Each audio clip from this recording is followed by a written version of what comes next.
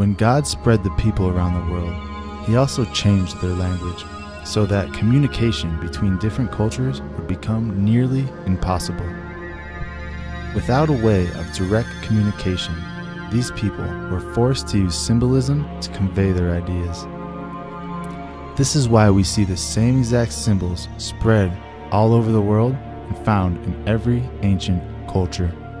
And this practice continues to this very day, where we see Luciferians using the all-seeing eye symbol as a way to reveal their true intentions without saying a word.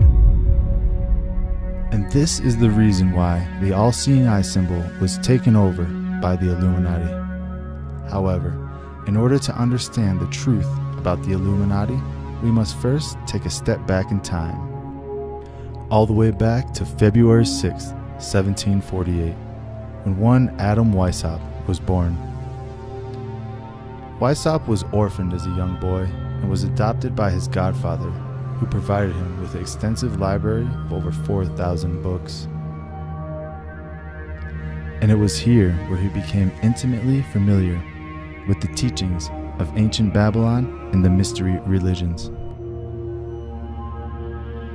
Weishaupt would go on to graduate from college with a doctorate in law at age 20, and 5 years later he would become a professor of canon law at the University of Ingolstadt, Germany.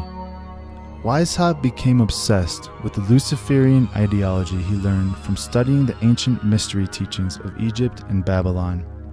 He envisioned a world where traditional Christian values would be replaced with those of the old world, and he was not alone. Behind the scenes, he would gain support of many wealthy men, such as Mayer, Amschel, Rothschild. In 1773, Weishaupt and Rothschild had a secret meeting at the Rothschild's family home. The objective of this meeting was to, quote, discuss world revolution, end quote. Discuss world revolution. Interesting. I wonder if there were any revolutions in the world around that time that might have changed world history. Why come ye hither, redcoat? Your mind what madness fills? In our valleys there is danger, and there's danger on our hills. Oh, hear ye not the singing of the bugle wild and free? And soon you'll know the ringing of the rifle from the tree. As it turns out, our founding fathers were all well-known Freemasons with the exact same goals as Adam Weishaupt: to usher in a new golden age of enlightenment. But that's another video for another day.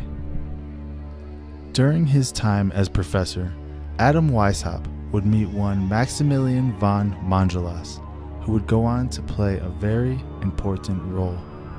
Quote, behind Montgelas was Moses Mendelssohn, and behind Mendelssohn was the Jewish call, the Jewish International World Government, end quote.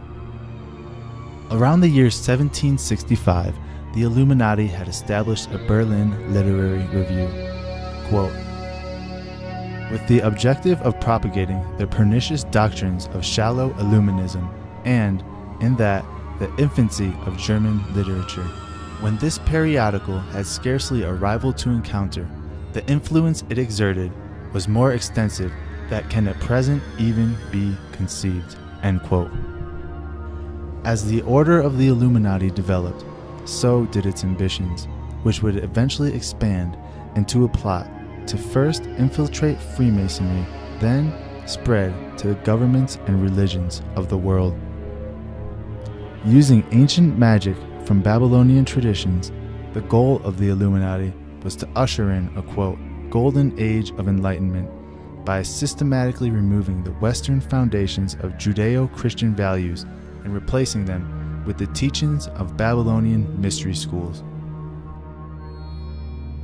Its members took secret oaths, pledging an unyielding allegiance to the cause, and through a strict system of monthly reports, secret confessions, and mutual espionage, members were watched at all times to ensure total compliance. According to researcher Le Forestier, quote, Illuminism was just as much masonry as the system of the Rose Cross, that of the Templars, or the crowd of Masonic French degrees." End quote. Identities were disguised and members used pseudonyms to avoid public backlash. Over the next 10 years, the Illuminati would grow in size and power and become seemingly unstoppable as they continued their reign of terror. And this would continue until one fateful day. On July 10th, 1785, Illuminati founder Adam Weishaupt was walking down the road with another member, a priest, Father Jacob Lang, when something incredible happened. Something that would go on to change the entire world and shape the very society we live in today. A bolt of lightning comes down from the sky and strikes the priest, Jacob Lang, killing him instantly. In what would seem like a freak accident, the townsfolk recovered the body and placed it in the chapel of St. Emmerin, where it was to be prepared for funeral activities. That was, until one of the monks found something strange hidden in his clothes. And what would read like a scene from a modern-day spy movie. The monks uncovered a list of Illuminati members and instruction sewn into a secret compartment in his clothes. These papers were quickly turned over to the counselor of the government of Upper Bavaria. After realizing what was happening, the authorities set up a series of raids across the country. More papers were found in a variety of places and on many people, such as judges and government officials. One official, Baron Mendel, the Chamberlain of the Elector, was found with an iron box filled with papers concerning the Illuminati. As a result of these raids and discoveries, Weishaupt was banished from Bavaria and the Order of the Illuminati was forced to disband. Or was it? Remember this quote from the beginning of the video?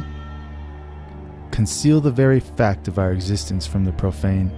If they discover us, conceal our real objective by profession of benevolence.